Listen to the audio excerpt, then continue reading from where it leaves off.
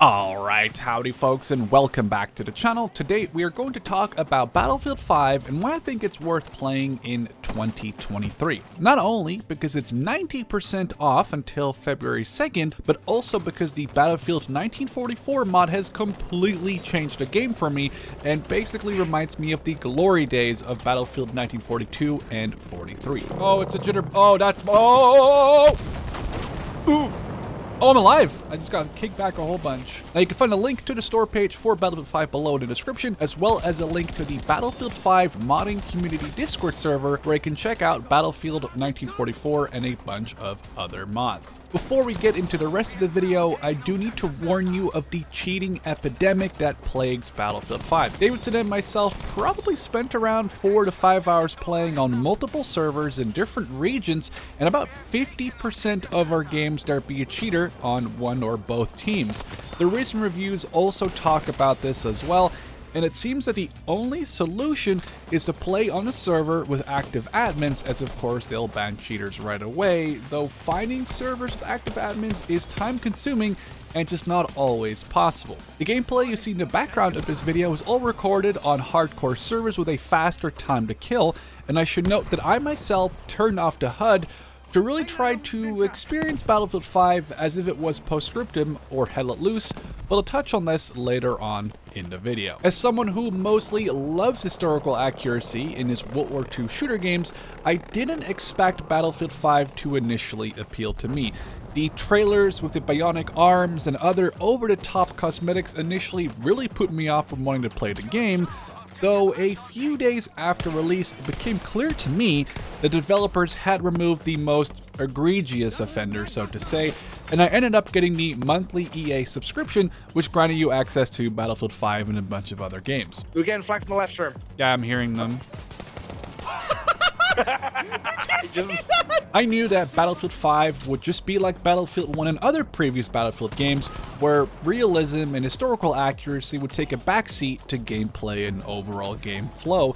And after grinding the support class to max level and then grinding the MG42 to max level, I basically quit the game for 3 to 4 years until my friend Davidson pointed out to me that the modding community had made huge steps in changing some of the things I didn't like, so I figured it couldn't hurt to give modded Battlefield 5 a try, and I am so glad I did. The Battlefield 1944 mod is a cosmetic overhaul that changes all factions to appear more authentic based on the later stages of World War II. Face paints as well as female characters have been removed, which also means that the shrill female screams have been removed as well. Personally, I don't care whether or not Battlefield 5 has women in it. It is a more casual shooter after all, but I will say that from a historical or realism perspective, removing the screams, if anything, is a huge improvement by itself, and it made me realize how jarring they were in the vanilla games sometimes. Honestly, if just the screams and not the female characters were removed by this mod, it would have been a sufficient enough change for me. Now, besides overhauling the uniforms and outfits in general,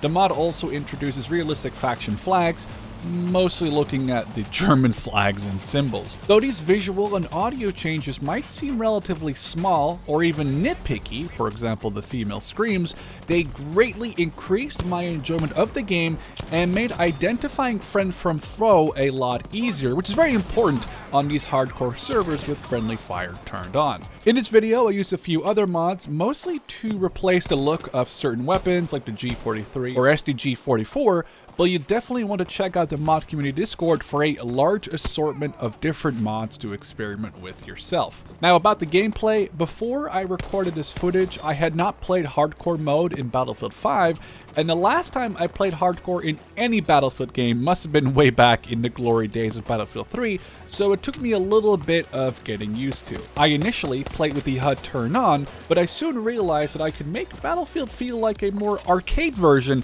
of Hell Let Loose or Postscriptum when I turned my HUD off. Oh, V1? It's friendly. I know, but where's it? It's not really friendly. Oh no. Where's it going? I'm following. Oh, it's going for A. Or what? Let's go for the church. Oh, that was cool. Sadly, turning off the HUD meant that you don't get any markers at all, not for objectives, not for friendlies, nor pings or people in your squad. This way of playing Battlefield 5 was, however, very refreshing, not only due to a faster time to kill, which made it feel more realistic, but also the fact that everyone was wearing somewhat historically accurate uniforms made it easier to distinguish whose side soldiers were on. This is you now here, right? Okay, yeah, you have a camo on again. Yeah. I went back to be medic. He's down. It would be interesting to see a hardcore server where they force people to have their HUD turned off, though I'd love to know if there's a middle ground possible to have the majority of the HUD off while still having markers for objectives, people requesting ammo, heals, and it's still a Battlefield after all. The beautiful game that is Battlefield 5, however, became really apparent with the HUD turn off, and I'd 100% recommend binding a random key, I think I use the equal sign, to quickly turn on or off the HUD so you can enjoy Battlefield as if it was a game similar to Hell Let Loose or Postscriptum. I'd like to thank the overall failure of Battlefield 2042 for actually getting me to go back and check out Battlefield 5 with these awesome mods.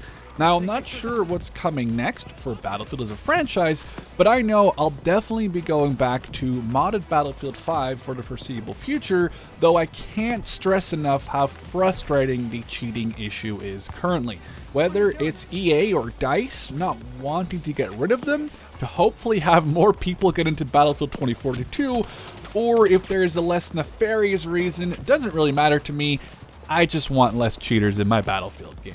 Modded Battlefield 5 managed to get me to come back and enjoy the game 4+ years after release, which is a testament to how free community-made content can fix, change, or completely overhaul games and bring players back even if the vanilla-based game isn't that highly regarded.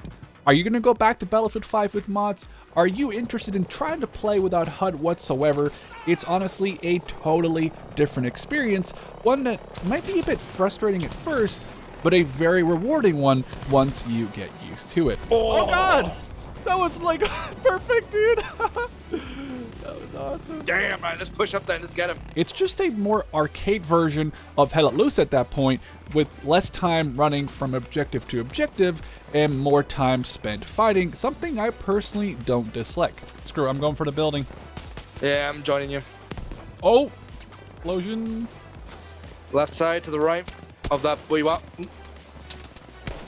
Got him. Nice! Oh god! It's scary in here. I hope you enjoyed this look at Battlefield 5 and the Battlefield 1944 and other mods, and why I think it's worth getting into again after all these years. Just try to find a server with active admins, or you might get a cheater more often than not. Hope you guys enjoyed this video, and I'll catch you in the next one. Okay, I'm on you, I think. No, that's not you. I'm pushing up the rock. We're still here, getting shot from the rear, but yeah, keep pushing. Enemies here! I got him. Oh, there's more, there's more! Holy crap, it's holding company! Oh my god! I turned the corner, there's like 7 people watching down their sniper scopes, dude. What the hell?